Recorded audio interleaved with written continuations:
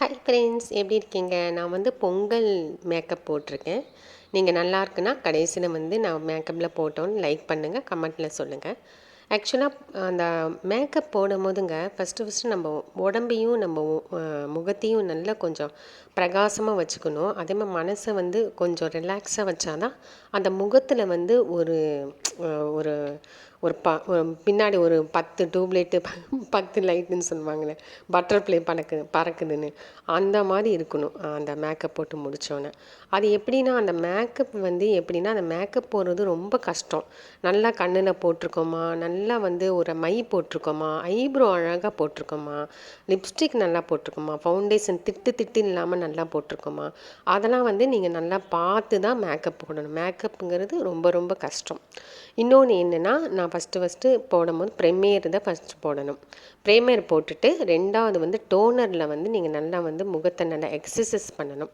Exercise பண்ணி அந்த ரத்த ஓட்டத்தில் முகம் வந்து கொஞ்சம் பிளட் சர்க்குலேஷன் ஆகும். அப்போ என்ன ஆகும்னா, அந்த நேரத்தில் நீங்கள் வந்து கிளீன்சிங் போட்டுக்கலாம். கிளீன்சிங் போட்டுட்டு அப்புறம் நீங்கள் வழக்கம் போல் ஃபவுண்டேஷன், கன்சீலர், இந்த மாதிரி மாய்ஸ்சரைசர் இதெல்லாம் நீங்கள் போட்டுட்டு நீங்கள் வந்து அப்ளை பண்ணிக்கலாம். நான் வந்து இந்த மேக்கப்பில் நான் என்னென்னா, நான் ஃபவுண்டேஷன் வந்து போடவே இல்லை. ஃபவுண்டேஷன் வந்து விட்டுட்டேன். ஃபவுண்டேஷன் வந்து நான் போடாமல் தான் இந்த மேக்கப் போட்டிருக்கேன். அதாவது ஃபவுண்டேஷன் முடிச்சுட்டு நான் வந்து கன்சீலர் மட்டும்தான் போட்டிருக்கேன். கன்சீலர் மேக்கப் தான். இந்த மேக்கப்லாம் போட்டோன்னே உங்களுக்கு ஒரு விஷயம் சொல்லணும்னு, ஆக்சுவலாக வந்து நம்ம எப்படின்னா, நம்ம சின்ன வயசுலலாம் நாங்கள்லாம் என்ன பண்ணுவோன்னா, எல்லாம் வந்து கடைக்கெல்லாம் போய் இந்த மை வாங்குவோம். எல்லாம் அது ஒரு செட்டு, அது ஒரு ஏஜ், அந்த ஏஜுன்னு சொல்லுவாங்க. ஒரு 4 செட்டு 5 செட்டுலாம் நாங்கள் போவோம். நம்ம ரிலேஷன்ஸு, எங்கள் பெரியம்மா பொண்ணுங்க, சித்தப்பா பொண்ணுங்க எல்லாருமே போவோம். அப்போ வந்து நாங்கள்லாம் வந்து எல்லாமே வாங்குவோம். கிறிஸ்டால்லாம் ரொம்ப விருப்பப்படி நாங்கள்லாம் வாங்குவோம். கிறிஸ்டால்னால் அந்த அந்த கண்ணுலேயே வந்து நெக்லஸ்ஸு, அந்த மாதிரி ஒரு தோடு, ஒரு வளையல், ஒரு மோதிரம், அந்த செட்டு கொடுப்பாங்க. அதுதான் அப்போனா வாங்குவோம். அதுதான் எங்களுக்கு ரொம்ப பிடிக்கும், அந்த மிதர் வச்சது. அதுதான் வாங்குவோம். இப்போனா வந்து எப்படின்னு தெரியுமாங்க, ஒருத்தர் என்ன தெரியுமாங்க சொல்கிறாங்க, என்ன நம்ம நம்ம ஃபேமிலியில் யாருமே வந்து யூடியூப்லாம் பண்ணவே மாட்டேங்கிறாங்களே, என்ன அமுதாலாம் என்ன யூடியூப் பண்ணுது, என்ன என்னமோ ஒரு மாதிரி டான்ஸ் ஆடுது, என்னமோ யூடியூப் பண்ணுது, அப்படி இப்படின்னா எனக்கு கமெண்ட் வந்து என் காதில் விழுந்தது. ஆனால் யாருன்னு நான் வந்து சொல்ல முடியாது. சொன்னான்னா என்ன சொல்லுவாங்க, அடித்து சொல்லுவாங்க. நான் சொல்லவே இல்லைன்னு சொல்லுவாங்க. அது வந்து அந்த வார்த்தை நமக்கு தேவையே கிடையாது. ஓகேயா? இன்னொன்று வந்து என்னென்னா, அமுதா வந்து இந்த மாதிரி வந்து நம்ம ஃபேமிலியில் வந்து யாருமே யூடியூப் பண்ணுறதில்ல.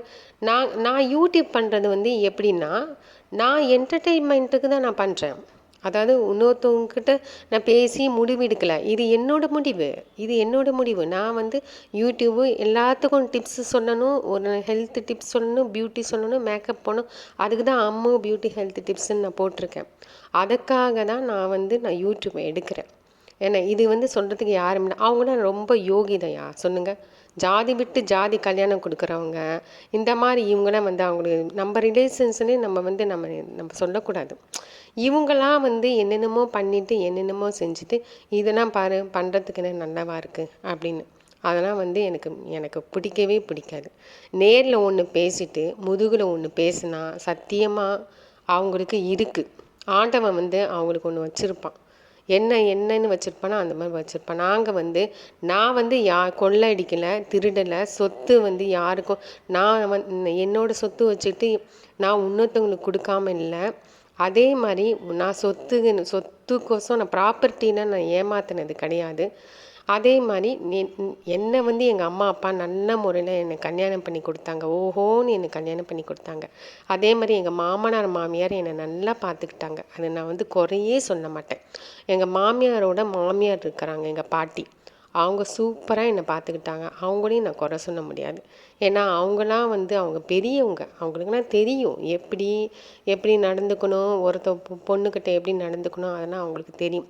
கல்யாணம் ஆச்சுன்னா அவங்க வந்து அவங்க சொன்னாங்கன்னா சரி, பெரியவங்க நம்ம சொல்கிறாங்க, நம்ம ஏற்றுக்கலாம். யாராரோ சொல்கிறாங்க யூடியூப் வந்து எதுக்கு அமுதா பண்ணுது, யாருமே நம்ம ஃபேமிலியில் யாருமே பண்ணது கிடையாது, ஏன் இதெல்லாம் பண்ணுதுன்னு. அவங்க தப்பானா நான் சொன்னேன்னா நீங்களாம் வந்து காரி துப்புவீங்க என்ன. அந்த மாதிரி அவங்க வந்து பல இதை வந்து தப்பு பண்ணிட்டுருக்குறாங்க. ஆனால் எங்களை வந்து சொல்லுவாங்க, நான் வந்து எனக்கு வயசாச்சு, ஏதோ வயசாச்சு, சரி நம்ம ஏதோ ஒரு என்டர்டெயின்மெண்ட்டுக்கு ஒரு யூடியூப் பண்ணிகிட்ருக்குறேன். இதில் யார் சொல்கிறதுக்கு தப்பே கிடையாது. என்கிட்ட நல்லா பேசுவாங்க, நல்லா இனிப்பாக பேசுவாங்க. ஃபோனில் எல்லாமே நல்லா இனிப்பாக பேசுவாங்க. ஆனால் உண்மையை மட்டும் சொல்ல மாட்டாங்க. என்னென்னா வந்து நான் வந்து என்னடா இவ சொன்னான்னா ஏதாவது இவளால் வர முடியாதே, இவளால் போக முடியாதே அப்படின்னு வந்து நான் நினச்சிக்குவேன்னு அவங்க வந்து எதுவுமே சொல்ல மாட்டாங்க. ஆனால் அடுத்தவங்கள பற்றி நல்லா சொல்லுவாங்க என்கிட்ட. என்ன இப்படியா இப்படியா, அவங்க வந்து இப்படி, அவங்கக்கிட்ட ஏன் பேசுகிற, இவங்கக்கிட்ட ஏன் பேசுகிற, அவங்க உங்ககிட்ட பேசணும்னு அவசியமா, நீ உங்ககிட்ட பேசணும் அவசியமா, அவங்ககிட்ட நீ பேசாத அப்படின்னு வந்து என்னமோ உரிமையோடு பேசுகிற மாதிரி பேசுவாங்க. ஆனால் அவங்க வந்து உண்மையாக பேச மாட்டாங்க. என்னமோ ஒரு உரிமையோடு என்கிட்ட பேசிட்டு முதுகு பின்னாடி போய் பேசுவாங்க. ஆமாம், அவன் கிடக்குறா, அவனுக்கு என்ன வேலை, அவளுக்கு என்ன ஜாலியாக இருக்கிறான், நல்லா யூடியூப் பண்ணுறான், அவங்க வீட்டுக்கார் நல்லா வாங்கி கொடுக்குறாரு, அவளுக்கு என்ன அப்படின்னு சொல்லுவாங்க. ஆனால் நான் வந்து யூடியூப் எடுக்கிறதுக்கும் சம்பளம் வாங்கிறதுக்கும் யூடியூப் எடுக்கிறேன். அதேமாதிரி அடுத்தவங்களுக்கு நல்லது செய்யணுன்னு தான் நான் யூடியூப் எடுக்கிறேன். ஹெல்த்து டிப்ஸு எல்லாமே நான் இந்த யூடியூப் எடுத்துகிட்டு தான் இருக்கேன். என்னை வந்து குத்தம் சொல்கிறதுக்கு யாருக்கும் உரிமை கிடையாது. என்ன, யாருக்குமே உரிமையே கிடையாது. என்னை குத்தம் சொல்கிறதுக்கு யார் இருக்கா சொல்லுங்கள்? எல்லாம் வந்து நல்லா என்ஜாய் பண்ணுறாங்க, நல்லா பேசுகிறாங்க. ஒரு மண்டபத்துக்கு போனால், ஒரு கல்யாணத்துக்கு போனால், ஒரு ஃபங்க்ஷனுக்கு போனால் நல்லா கூட்டிகிட்டு பேசுகிறாங்க. அப்புறம் எதுவுமே வந்து சொல்கிறது இல்லை.